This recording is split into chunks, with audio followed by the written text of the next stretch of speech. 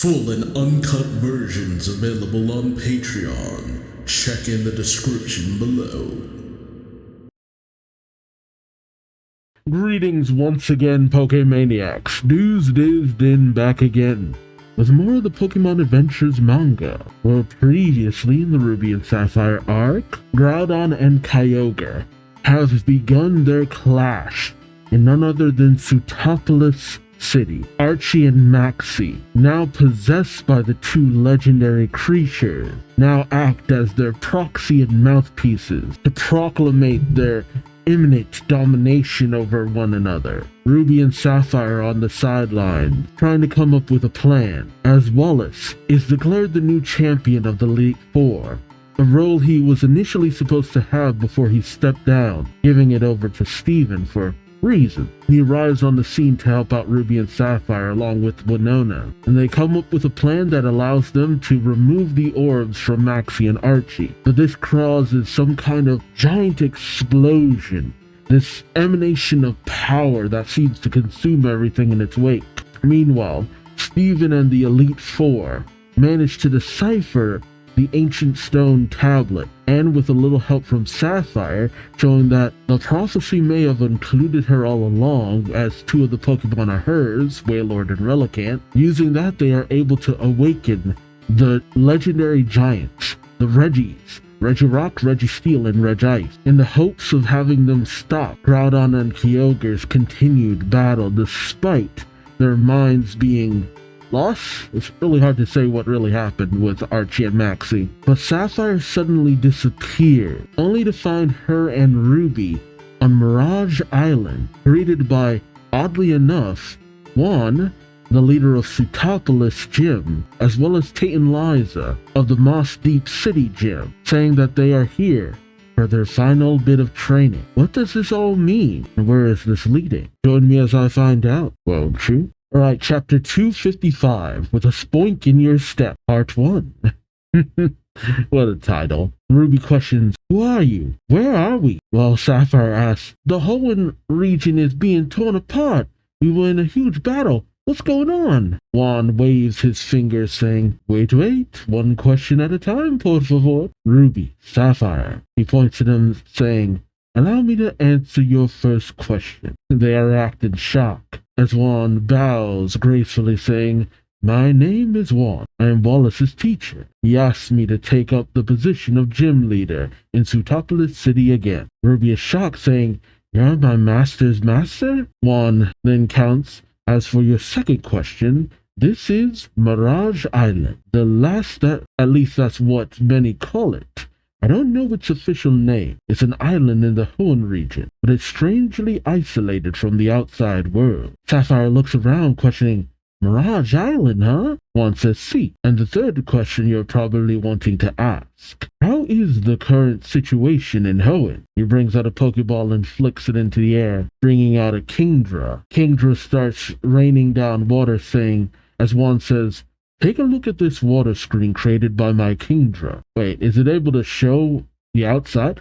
How? And as the image of Groudon and Kyogre still clashing comes upon the water screen created by Kingdra somehow, Ruby and Sapphire say, no, Kyogre and Groudon are still fighting each other. Juan says, exactly. Your attack with the meteorite seems to have halted them momentarily, but only just long enough to push the orbs out of the leaders of Team Aqua and Team Magma, thus freeing them from the legendary Pokemon's control. Juan looks to the two, saying, the two of you were blasted away by the impact. I brought you here to recover. Oh, okay. So it wasn't that they were teleported, it's just that Juan transported them. Why them specifically? How long has it been that they've been out? Sapphire slumps to the ground as she and Ruby are both speechless. Juan tells them, what's alarming is that the two are completely equally matched now. It's a stalemate. At first glance, it appears as if they've stopped moving, but the destructive energy has nowhere to go now. It's continuing to accumulate and spread throughout the surrounding area. Ruby, oh no, it's still Juan talking, I think. This must have been the great disaster that once befell the Hoenn region. The story in the ancient legend. One turns to them saying, but rest assured, there are those who have surrounded the two legendaries to stop the destructive energy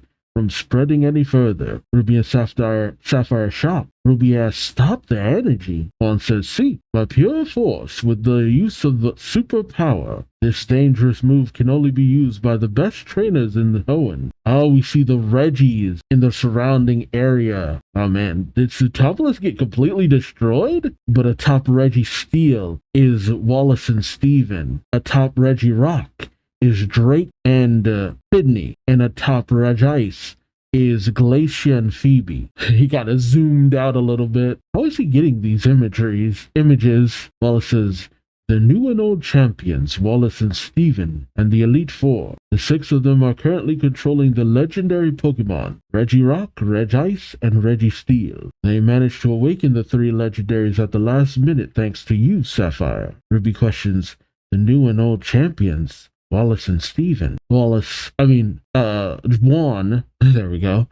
Wallace, Juan, Wally. There's so many wah sounds. Gonna get Waluigi up in here. Juan, understanding Ruby's question, says, "Oh, Steven chose to hand his championship title back to Wallace. But that's not important now. The only thing that matters is this." He points to the 2 saying, "No matter how hard they work, all they can do is buy us time. Ruby and Sapphire, you 2 are destined to settle this battle between Kyogre and Groudon. The others are just making sure you 2 can train and improve your skills." Tate, Liza both respond, "Yes, Juan." They both bring out Spoink and have them use extra sensory, but Ruby and Sapphire at the ready, jumping out of the way. Ruby sends out his Castform, while Sapphire sends out her Lyron, and they clash against the Spoink.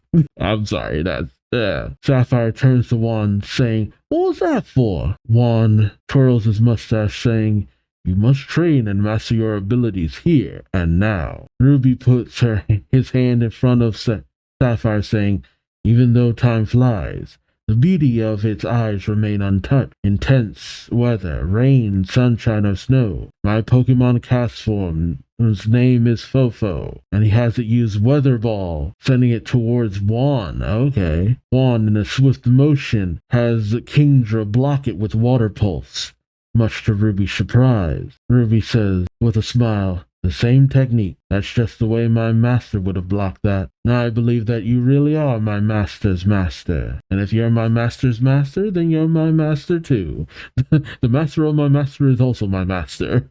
I mean, that's how it works in most anime. Ruby says, "We're on a strange, isolated island, and we're supposed to train here while the champions and the Elite Four buy us time. Sounds crazy, but the training here is the only way for us to stop Kyogre and Groudon. I'm in. Train me, Grandmaster." Juan raises his hand, saying, "Muy bueno, muy bueno, muy bueno." Trying to say that right.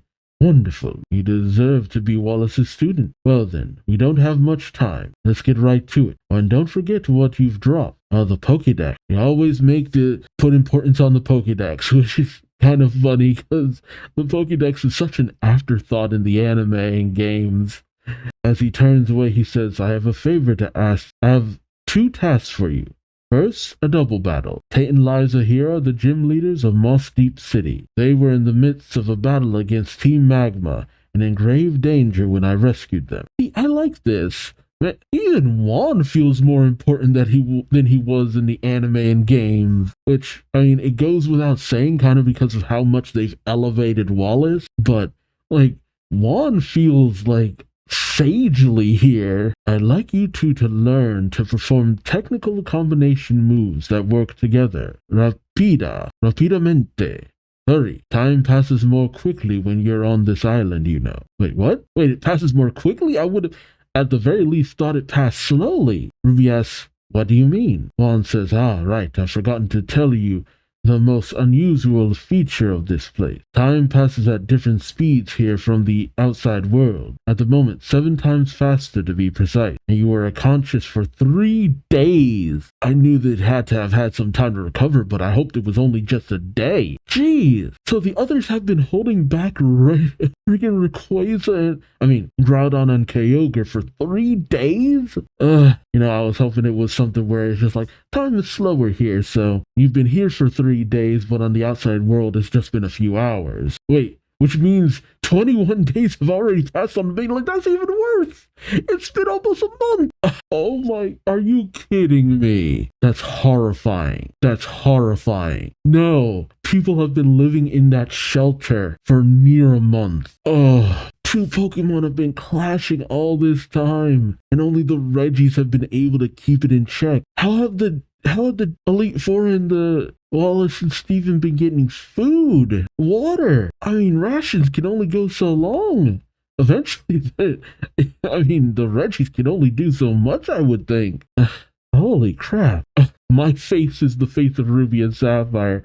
And Sapphire gets pissed saying, "You expect me to believe a ridiculous story like that?" But Tate perks up saying, "Excuse me, Juan. May I talk to you for a moment? Liza has noticed something." Liza says, "Yes, I sense a couple of presences." Juan asks, "Presences?" Liza says, "I sense the presence of another Pokemon or person. Someone else is on the island with us." Oh, and we see watching from, I don't know, the berry bush or something, it's the Plusland Mining.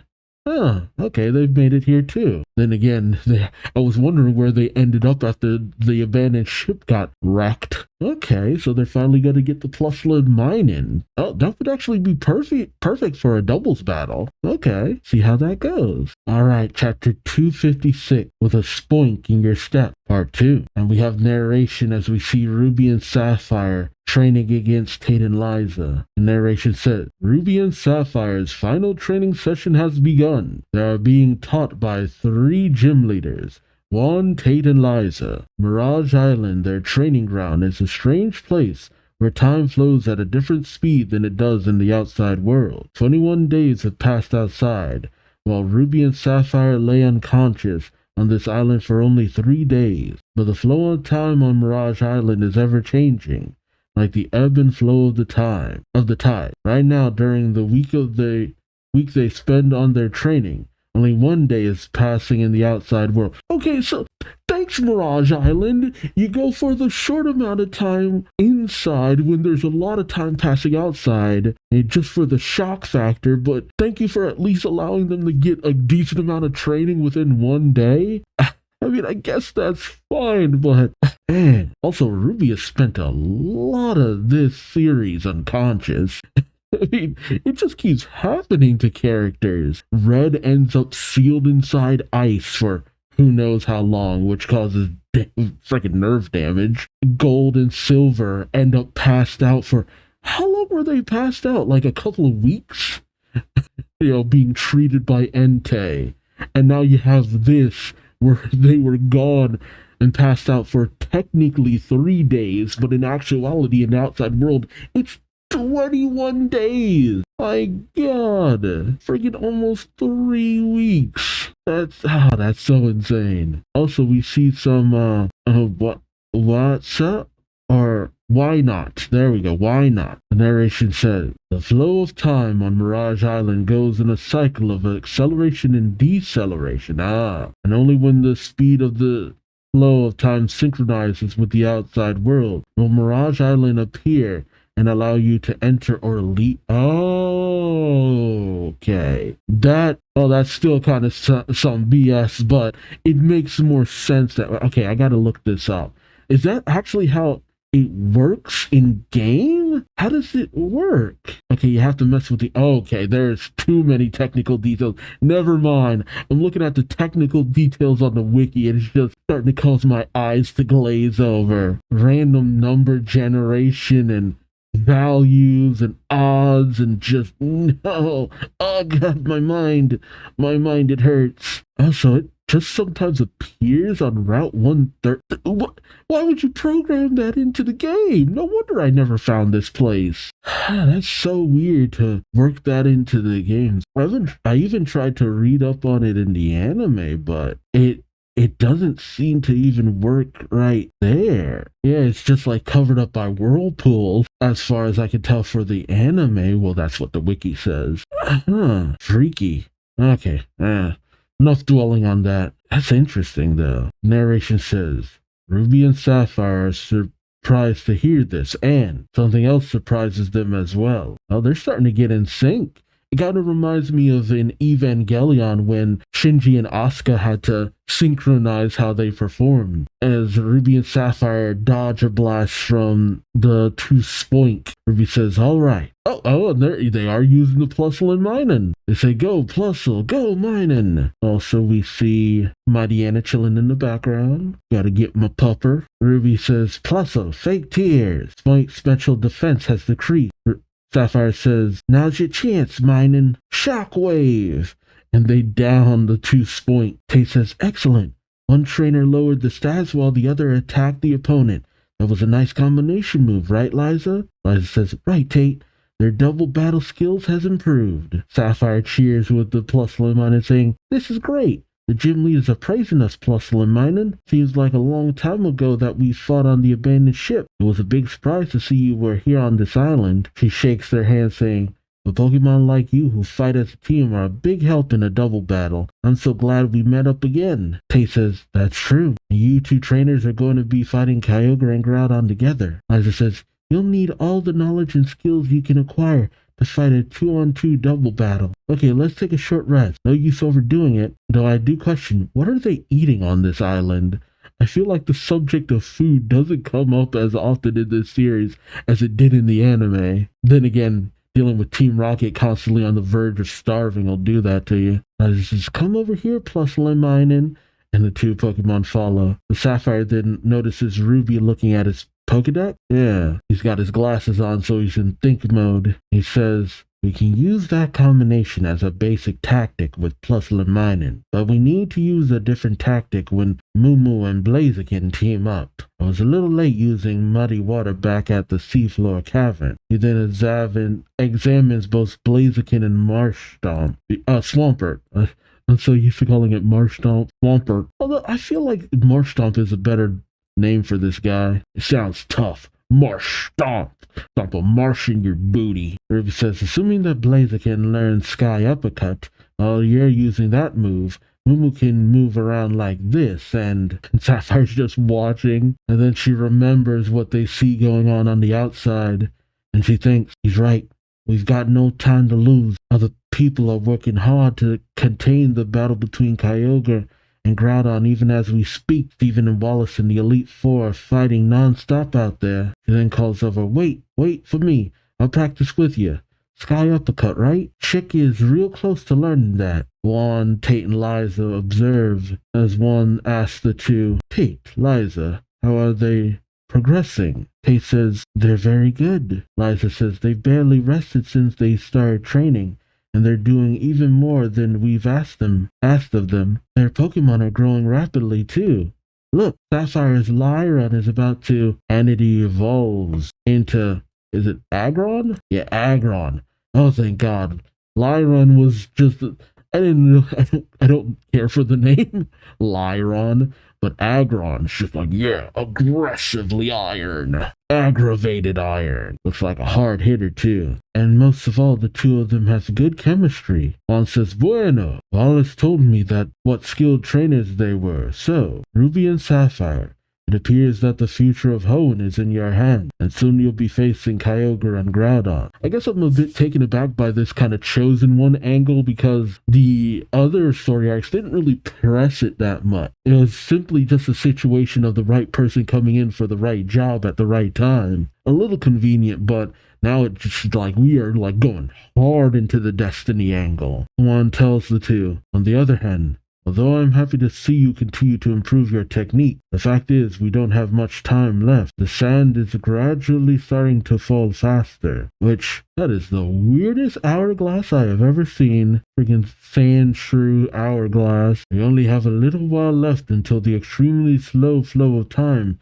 switches back to an extremely fast flow of time. While Sapphire calls out, now! Swing your knuckle up with all your might. And Blaziken manages to perform Sky Uppercut. I forget what Sky Uppercut. There was one of Ash's Pokemon that learned that move too. Oh no, it was May's Blaziken. Okay. And learned it when it was Combuskin too. Okay, at an earlier stage. Good stuff though. As Blaziken lands, Sapphire pants saying, yeah, Dick has learned Sky Uppercut. And Ruby gives a nod. Sapphire smiles saying, if we're gonna fight together as partners, I don't want to slow you down, but Ruby has a very serious look on his face. Juan then claps his hands, surrounded by two love discs, as he says, "All right, you two. Now it's my turn to teach you something. We'll exchange places for your second task, the training of your mind." Okay. Oh, also, gotta get Dawn Fan in there. Yeah, that's all of them. Okay, gotta make sure I had all the Pokemon. As Ruby and Sapphire and their Pokemon flank Juan, he says, "Stare into the spring, along with all of your Pokemon. You're all fired up by your double battle training. Calm your mind and body. Calm down. Watch the ripples upon the water. Empty your mind. Remain like that. You're first, Ruby. I'm holding a coin in either my right hand or my left. Guess which one?" Ruby says, "Left." Juan opens his hand and it's in his right as he says, "Incorrect." Again. Right. Correct. Again. Right. Incorrect. Again. Left. Incorrect. Again. 2 out of 6 for Ruby. You're next, Sapphire. Sapphire says, "Right. Correct. Left. Correct. Right. Correct." Juan says, "Very good. Looks like Sapphire has better intuition than Ruby." Sapphire questions, "Huh? What's the point of this?" Juan says, "Simple. It's to hone your mind. You will often be forced to make quick judgments during battle. You cannot rely on careful reasoning alone. You must feel what the right choice is and make your move. But you must also avoid being unduly influenced by your emotions and fear. Through this training, I hope to strengthen your heart." Sapphire seems to be nodding off. Juan coughs, and Sapphire says, "Oh, I'm real sorry. I got sleepy all of a sudden." Juan says, "That's not unusual. It's not unusual to me." The spring has the power to relax your mind. No point straining yourself. Why don't you get some rest?" Sapphire says, "Thanks." And as Sapphire is asleep in a nearby tree, Ruby goes up to Juan saying, "Grandmaster." Juan responds as Ruby says, "Everything you say makes sense. I get it stronger from all the training I'm getting from you, Tate, and Liza. And I respect you because you're my master's master. But," Juan eyes him saying, "But?" Ruby says, "There's one thing that bothers me." Juan asks, "Oh? And what might that be?" Oh, I wondered about that. Okay, Juan says, "Go ahead, say it." Ruby takes off his glove, saying, "There's something I've figured out that you've neglected to tell us. The 2 orbs, they're inside us now, aren't they? The orbs that were pushed out of Maxie and Archie went inside me and Sapphire, didn't they?" As we see the glow of both orbs on Ruby and Sapphire's hand, the orb of Groudon on Ruby, and the orb of Kyogre on Sapphire. But why aren't they being influenced by it? I mean, their minds aren't changed and they've been absorbed into them. What does it mean? I mean, Tabitha only touched the orb a little bit, and he was friggin' star-craven mad by the end of all that. Okay, moving on. Chapter 257, The Beginning of the End with Kyogre and Groudon, Part 15. Oh, man. Ruby motions to the sleeping Sapphire, saying, "The orbs that got pushed out of Maxie and Archie, they went inside me and Sapphire, didn't they? Am I right? Tell me." Juan doesn't look at Ruby, simply saying, "What makes you say that?" Ruby brings out the diary that Plusle and Minun had, saying this, "The diary Plusle and Minun were holding. I read it on the abandoned ship. It's the diary of their master, the person who developed the scanner to locate the blue orb and the red orb. He must have been a scientist who was researching and looking for the orbs himself. There was all kinds of data recorded inside the diary about things like how the orbs have the power to energize and calm Kyogre and Groudon, how you need a person to wield that power and control the Pokemon, how the orb and the person controlling the Pokemon become one, not to mention how the orbs sometimes choose people to wield them." Oh, Maxie and Archie were not chosen. They simply wanted to use the orb, but they were used instead. But the orbs chose Ruby and Sapphire because they were the most, I guess, capable to wield them?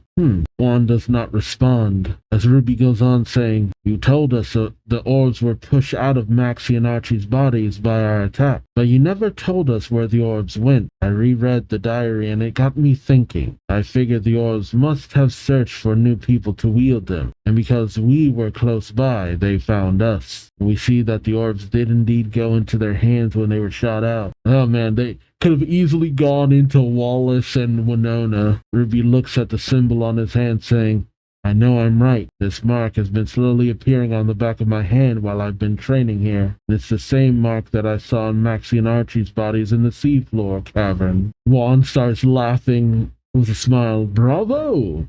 What you said is correct. For the most part, you are very logical. But Ruby is angered, saying, please don't talk down to me, Grandmaster. Juan tells him, I'm not talking down to you. If you figured out all that, you should be able to figure out the rest as well. You know what this mental training is for, don't you? Oh, it's to make sure the orbs don't consume their mind, like Maxie and Archie.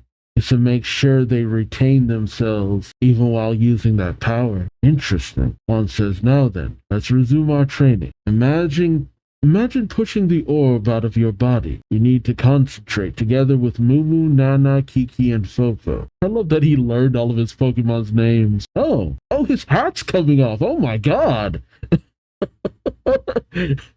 I'm actually seeing the rest of his hair. He never takes the dang thing off. Ruby starts to radiate and vibrate violently with power. As the orb starts to come out of his hand, he pushes and pushes. Juan tells him, good.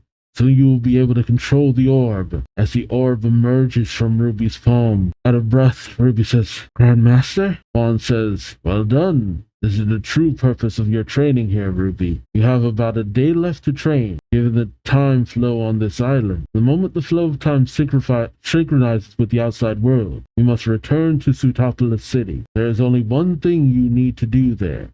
You and Sapphire must use the orbs to order Kyogre and Groudon to stop battling. That is all. However, those with a weak mind will be taken over by the power of Kyogre and Groudon, flowing through the orbs, like Maxie and Archie were. Ruby looks to the orb, saying, I understand. Juan then says, Ruby, you said you thought the orbs entered your bodies because you happened to be standing near them. I'm not so sure about that. Don't think it was a coincidence that the orbs chose the two of you. It was inevitable. That's how it looks to me. You and Sapphire aren't the best trainers in Hoenn. I love that. It's just like, y'all ain't shit. Like, you're good. You ain't that good. Really, in terms of skill, the gym leaders are better than you. The Elite Four are more powerful than you. The old and new champions, who are even better than the Elite Four, were there too. But the orb still chose you, because you are the trainers best suited to this mission. That's the reason you were chosen. Gotta have that excuse to put kids' lives in danger. My apologies for not telling you earlier. But if I had, we would have fixated on ejecting the orb from your body. That would have reduced your chance of success. So start again after a short break. You should get some rest too. As Juan walks away, he looks to Sapphire in the tree, thinking, how thoughtful. He asked me that question after she fell asleep, so not to upset her. I was told that he was self-centered, but that was kind and considerate. He seems like a gentleman who truly cares about his friend. It does really show his growth. But Ruby's always had great insight, especially when he's not lingering on himself. Ruby then goes up the tree to Sapphire and says, you're awake, aren't you? Sapphire is a little bit in the pause, and she gets up saying, heh, you noticed. Ruby asks, how much of that did you overhear? I kind of figured she had overheard some of that. It'd be weird if she was completely in the dark about all that. Sapphire says, actually, pretty much all of it. Notice you two were talking all serious and stuff that can help eavesdropping. She looks to her hand and the mark, saying, but I never expected to hear what I did. And she panics and tells him, don't worry about it though, I would have found out sooner or later anyway. Ruby says, I guess so. How are we going to handle this? I need to improve my Pokemon skills even more. He opens his Pokédex but gets nothing but static. He says, my Pokédex has been acting weird ever since we came to this island. He then turns and notices Sapphire staring very close to his face. Ruby says, what? And then he notices his hat is shifted off his head a little bit. As Sapphire is in silence, Ruby brings down his hat. Oh, and that's still kind of weird to me. All those years of thinking that was his hair, but Juan claps up to them saying, okay, let's start training again. And as the sand in the hourglass ticks away, again, that is a weird hourglass. It doesn't even look like it'd be able to stand up on its own. Ruby and Sapphire train with Plusle and Minun and then calming their minds. Again with Plusle and Minun, then calming their minds. They both manage to eject the orbs from their body, and Tate and Liza watch as the sand in the hourglass finishes. Well, it's about to finish. Tate and Liza go running over to Juan saying, "It's time, Juan." Juan says, "Ah, right, there's rain blowing in that wind. The speed of time is about to change. The extremely slow flow of time here is about to change to an extremely fast flow of time. That's the moment this island synchronizes with the outside world." Oh, and we see intense winds. Oh, it's the old man. Oh, he was waiting for this.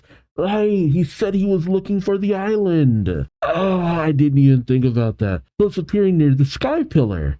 Because we've seen at the sky pillar, the old man is watching from the water side. And he says, "I can just barely see it. That's Mirage Island." And as Mirage Island synchronizes with the rest of the world, Juan addresses them on the shore saying, "Ruby, Sapphire, you've trained well. Come to think of it, your dream is to visit and fight all the gym leaders, isn't it, Sapphire?" Sapphire says, "Yep, that's right." Juan hands over the rain badge, while Tate and Liza hand over the mind badge. As Juan says, "I think your improvement here is equal to a gym battle, so I hereby bestow this upon you, the rain badge of Sutopolis City Gym." While Liza says, "And the mind badge from our Moss Deep City Gym." He says, "I'll attach it to your bag for you." Sapphire says, "Thanks." Juan says, "Your timing as you leave the island is critical. We're going to the center of the island to measure the flow of time. My Kingdra will shoot up a water blast when the island is completely synchronized with the outside world. That will be the sign for you to depart." Ruby says, "Got it." As Juan, Tate, and Liza make their way to into the island, Juan says, "Have faith." And Liza calls back, "Good luck. How are you guys gonna get off the island? Juan, Tate, Liza, you guys are gonna get off the island, right?" I couldn't be trapped. I know that there's like the reboot arc and all that. Don't know how that all works, but we'll see. As the winds calm down a little, Ruby says, "It's finally time." But Sapphire says, "Hey, there's something I need to talk to you about before we leave. I have a..." Oh, and then we cut off.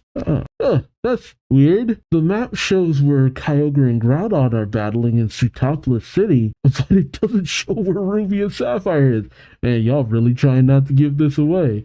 And not to be like, oh, it just wasn't on the map because it's not wasn't there before, but now it is. Oh, yeah. Wait a minute. Who else is Sapphire missing from her team? Yeah, wait. Oh, right. She gave Relicanth and Wailord to Steven. Okay. I didn't think about that. Oh man, they're all in their level 50s. Dang. Yeah, Lyron was ready to evolve for a long time. Because at the level it evolves, like, yeah, that would have been right around the time they got there. It's weird to still not have the levels of Ruby's Pokemon, but, contests and all that. Going off of where Plusle and Minun should be, since they should be around the same level. I guess all of Ruby's Pokemon should be in the 50s too. Alright, it's chapter 258, Rayquaza's Redemption. And so, since we have the name, might as well put my favorite of the Hoenn Legendaries in there. I think it is my favorite Hoenn Legendary.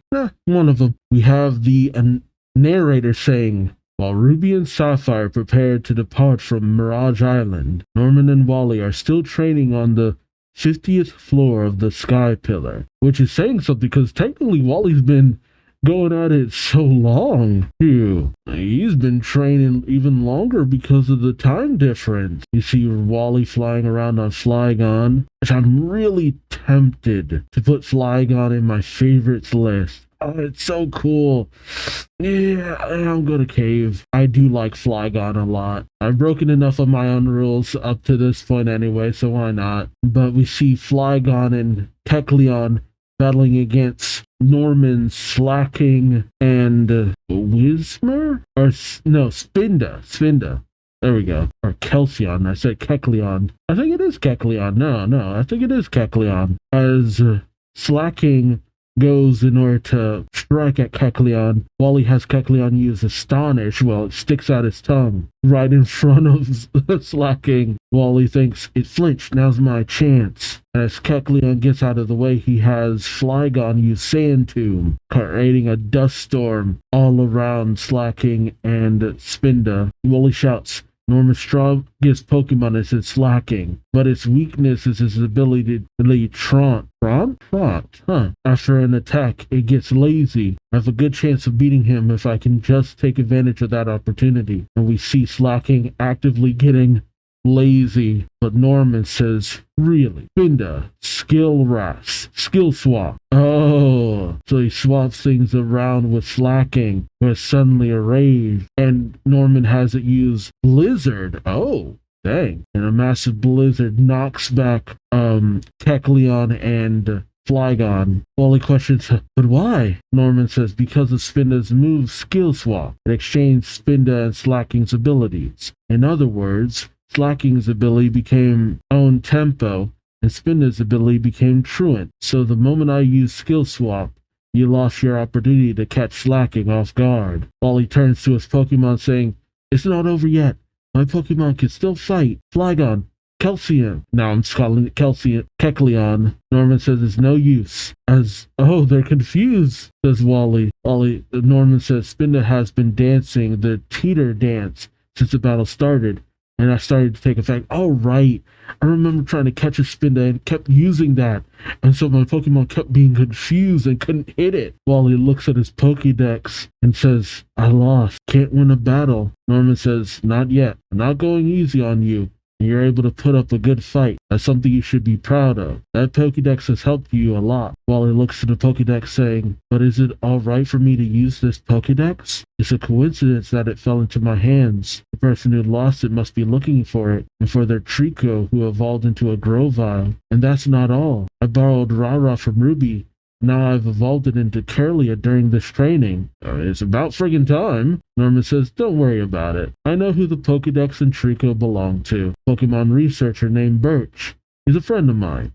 Ollie says, what? Well, Norman says, as for Rara, I'm the one who gave that Pokemon to Ruby. Telling you, you have nothing to worry about. You just need to focus on your training. Man, coincidences upon coincidences. Wally then calls out to Norman, who asks what? Wally asks, is there something in particular you're training me for? Norman asks, what makes you say that? Wally says, well, even though I'm your son's friend, there's no reason for me to train his Pokemon. The same goes for this Pokédex. To top it off, the people of Hoenn are evacuating because two ancient Pokemon are creating havoc. It doesn't make sense for me to be training and working on my Pokemon battle skills right now. Yeah, unless you're gearing up from certain Chosen One stuff. So there must be some reason behind this. A reason to keep me here. Norman says, you're a smart boy. Very well, I'll tell you. The real reason for training you now is... Suddenly, there's a rumbling in the tunnel, and Norman grabs a hold of Wally to keep him steady and safe. He says, whoa, the battle between Kyogre and Groudon is even starting to affect this area now. Suddenly, there's a ringing on his Pokegear. Oh, it's Scott. He says, hi, it's me. How are you doing, Norman? Norman says, Scott. While Scott says,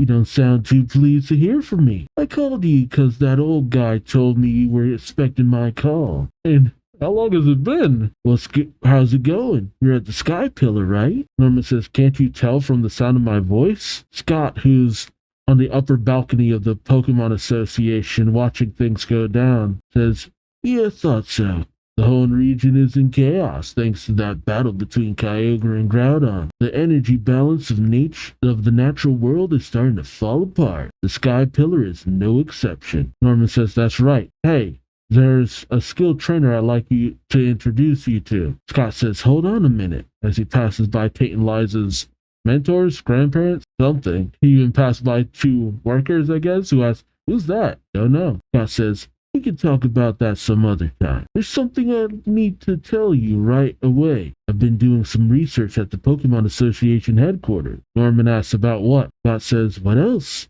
The natural disaster that hit us. Both Wally and Norman are shocked as Scott tells them all the gym leaders besides you got split into groups of 3 by the Pokemon Association have been ordered to stop Kyogre and Groudon. But they let Kyogre and Groudon move down to Sootopolis City because they had to fight the admins of Team Aqua and Team Magma too. Turns out even Team Aqua and Team Magma's bosses aren't able to control the legendaries. And that's not all. They say our only hope lies in 2 new trainers who were chosen by the orb. And guess who those 2 are? Birch's daughter Sapphire and your son Ruby. Scott makes his way to his little flying saucer thingy as he says, but they're up against a formidable foe. I don't think things are going to go down according to plan. What I'm trying to say is, get moving, Norman. Hurry up and awaken the third ancient Pokemon. Later. And he makes his way away from the Pokemon Association blimp, the Bagoon, while he asks Norman, was all that? Norman says, are you going to ask me if what he said was true? Scott is a mysterious man.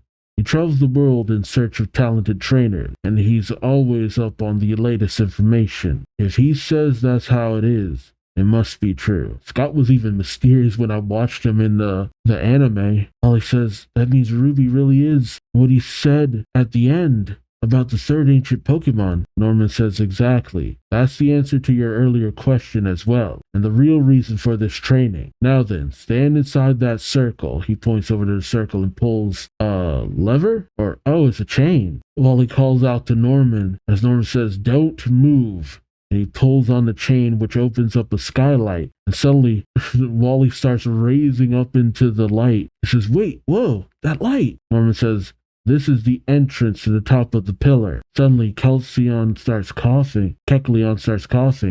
Wally asks, Kecleon, what's wrong? Norman tells him, you better put your Kecleon away.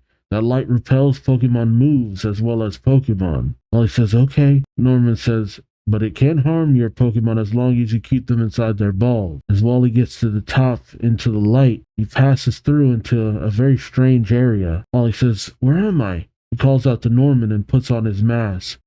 Norman tells him through the Pokegear, looks like you've made it through the entrance. Wally, do you see the path in front of you? Wally says yes. Norman tells him, third ancient Pokemon that Scott was talking about lies ahead along that path, and we are going to awaken it together. Wally says, you and me? We're going to awaken the third ancient Pokemon? Wait, do you mean I'm on my own from here on? Norman says, don't worry. You've trained well. You might not know it yet, but you've gained the strength you need for this. The Hoenn region is on the verge of destruction. If we can't stop this battle here, the damage will spread to other regions. And the only way to accomplish that now is to awaken the third ancient Pokemon. I've been chasing after this ancient Pokemon for 5 years now, ever since it disappeared into the sky. I sacrificed so much time with my family to do it, and I finally discovered its whereabouts. It lives on the top of the sky pillar. Wally, I need your help to catch it. Keep forging on ahead. And Wally looks up with determination, saying, okay. How did Norman find out about Rayquaza? As Wally makes his way, he says, Norman, it's a dead end. Norman says, hold on, as he pulls another chain, and the door opens. Jeez, there'd be no other way to do this without, some form of communication. And this is some weird requirements. Norman says, I need to pull that chain over there to open those partitions. Every time I open a new partition, Wally says, yes, it's growing narrower. I can barely move through it. So you need a kid. Norman says, do you understand now, Wally? The first gate rejects Pokemon, and the path inside rejects adult. I can't take on this challenge myself because I don't fit. I will never be able to reach the peak. An adult pulling the chains below and a child crawling along the path. This mission can only be completed by that combination. Was he training Ruby for this? Wally says, an adult thinks an adult and a child. But suddenly is he outside? Because it looks like he gets hit by some wind. Whoa. As he makes his way out, he sees a figure in the mist. Wally says, Norman, it's here. Norman says, you see it? Rayquaza? The sky-high Pokemon? But Rayquaza attacks Wally, who barely avoids it. Says, Norman, I can call out my Pokemon now, can't I? Norman says, yes. Wally says, how am I supposed to awaken it? Norman asks, do you see a fog surrounding Rayquaza? Wally says, I do. Norman tells him, that's ozone, his favorite component of the air. Rayquaza surrounds itself with the stuff when it hibernates. You don't have to directly attack Rayquaza. All you need to do is create a hole in the ozone. That's a bit of a problem. It should be a piece of cake for you with your current Pokemon team. Be careful though. That ozone is poisonous. If you inhale too much of it, it could hurt you. Keep your respiration mask on. Wally then thinks, hey Norman, you were originally planning to, and Wally remembers Norman's words, an adult and a child. This mission can only be completed by that combination. Wally thinks, to do this with your son Ruby, weren't you? Wally says, okay, here goes. And he uses the device on his wrist to send out Curlia. I was going to call it Ralts, but no, it's Curlia now. And he has Curlia use in prison. Wally then thinks, I don't care that I'm only a substitute for Ruby, though. I never used to be able to play outside. I didn't even have my own Pokémon, but now I can finally be useful. I can help stop the battle that's tearing Hoenn apart. He then sends out Grovyle, and as Grovyle summons several seeds, Wally tells it, break a hole in that ozone. Bullet Seed! And Rayquaza starts to be revealed, and it races up into the sky, destroying some of the sky pillars up there too. And as Flygon helps Wally, Wally thinks, I did it, Norman. Norman's gone. He must have headed back with the third Pokemon I awakened to stop this catastrophe. Wait, so Wally awakens it and he doesn't even get to go with? Man, Wally should be a part of this too. After the work he put in. I think that was more work he put in than in the friggin' anime. Oh no, he wasn't in the anime. No, the game. Because I think Wally just kind of does most of his own thing. I don't even think he gets involved with any of the legendary stuff. Shoot, I don't even know if he gets involved with Team Aqua and Team Magma. Yeah, as far as I can tell, he never really gets to get involved with any of the main plot. Wally's determined to prove himself, and he was able to awaken Rayquaza. He should have been allowed to get in on this. Oh well. And so we're here at the last chapter of the volume. Chapter 259, Rayquaza Redemption, Part 2, on the Mystery Island. Oh my. On the shore before they leave, Sapphire tells Ruby, I have a crush on you. They don't respond. While Juan with his Kingdra says, everything is perfectly synchronized. Kingdra, shoot up a plume of water. As Kingdra sends out the blast, Ruby and Sapphire see it. They nod to each other, and they board onto Sapphire's Tropius and take off. The only Pokemon out besides Tropius are Plusle and Minun. As they ride off, Ruby gets a call from Juan. Okay. He says, it's me. Ruby, it's me. It looks like you managed to depart on time. You should be all right for a while. But be careful not to fall into the crack of time. The crack of time?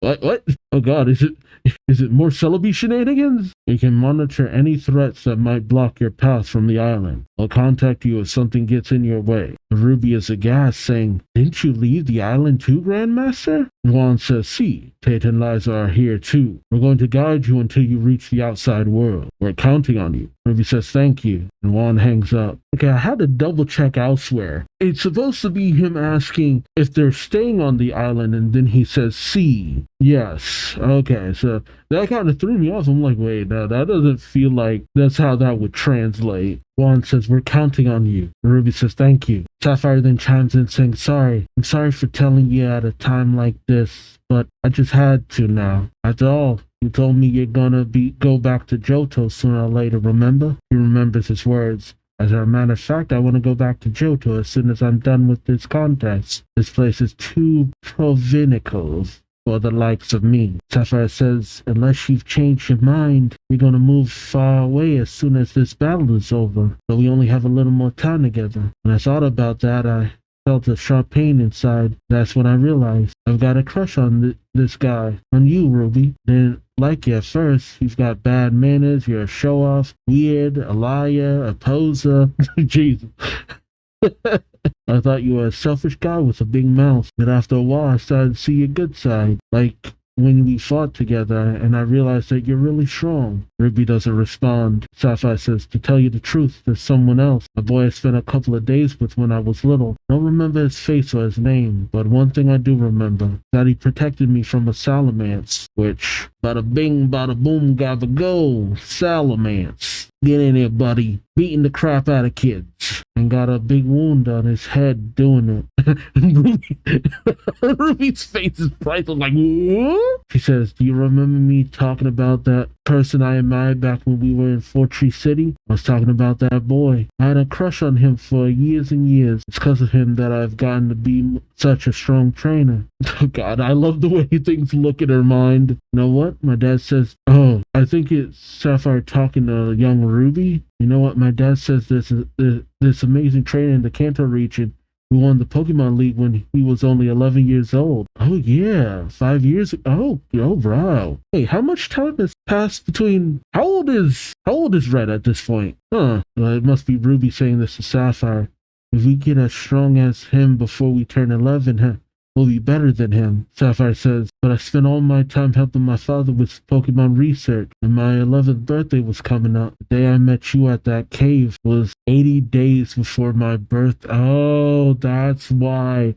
That's why she picked the time frame. I knew it was probably impossible in such a short time. When I remembered that boy's words, I couldn't help myself. I wanted to at least visit all the gyms before I turned 11, so I'd be ready to enter the Pokemon League. That's why they emphasize her being 10. God, when I think about it, they're nothing like any 10-year-old I knew. I don't even remember being like this when I was 10. Brash, impulsive, a little full of myself, yeah, but man. He flashed back to her saying, deadline is in 80 days. She tells him, I made my birthday the deadline and asked you to take on this bet with me. Without thinking, Ruby smiles saying, so that's why it was 80 days. Sapphire says, but I'm glad I challenged you to this bet now, because I got to see your good side. I like watching you fight Pokemon battles. I like watching you brush your Pokemon. I like how you try to hide your feelings by showing off. And I know that on the inside you're a nice guy. I like how you won't budge once you've made up your mind. It's weird. I feel more for you now than I do for the boy that saved me. I'm glad I got a chance to tell you how I feel. But I want to ask you for one more thing. I want you to stay here. Don't go anywhere after this battle. I want you to stay and enjoy the beautiful nature of Hoenn with me. So, will you, please? Oh, don't think I don't notice their hands very close together. Let's go back to Little Root Town together, she says with a beaming smile. Back on the island, Juan's hourglass. I can't tell what's doing, honestly. Liza says, how odd. The synchronization of time with the outside world is rather unstable. Juan says, right. To tell you the truth, the same thing happened when I brought Ruby to Mirage Island. That's why I decided to stay behind and navigate. Be careful. He gets on his Pokegear saying, be careful, Ruby. If you fall into the crack of time, you won't be able to take part in this critical battle. Oh, and we see Trophia starting to get, flung around. Juan says, don't try to force your way out. Just ride the flow of time. But Ruby is doing his best to keep Sapphire from falling off. Juan calls out to Ruby as Ruby says, don't worry, Grandmaster. We're almost out of here. I can see it. That's... Oh, and they show up right above Reggie Steele with Wallace and Steven on top. Wallace calls out to Ruby and Sapphire as Ruby says, we've come back to Sootopolis City. Sapphire, can you push the orb out of your body now? Sapphire says, sure, and she pushes it out. Ruby says, I'm sorry, Master. I'm going to have to use your air car without your permission. I saw him type in the password to remote control it with his Pokegear before. Oh, God.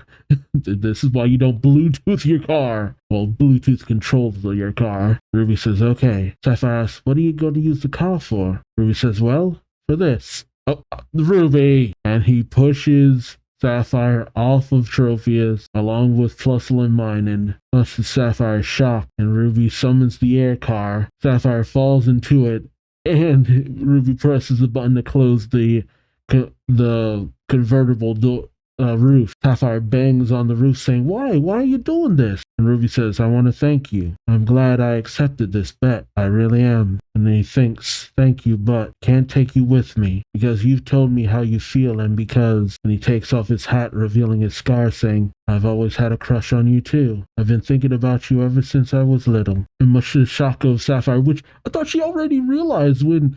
Oh, I guess it's more that maybe she was only realizing that was his hat too. Was that it? Oh, okay.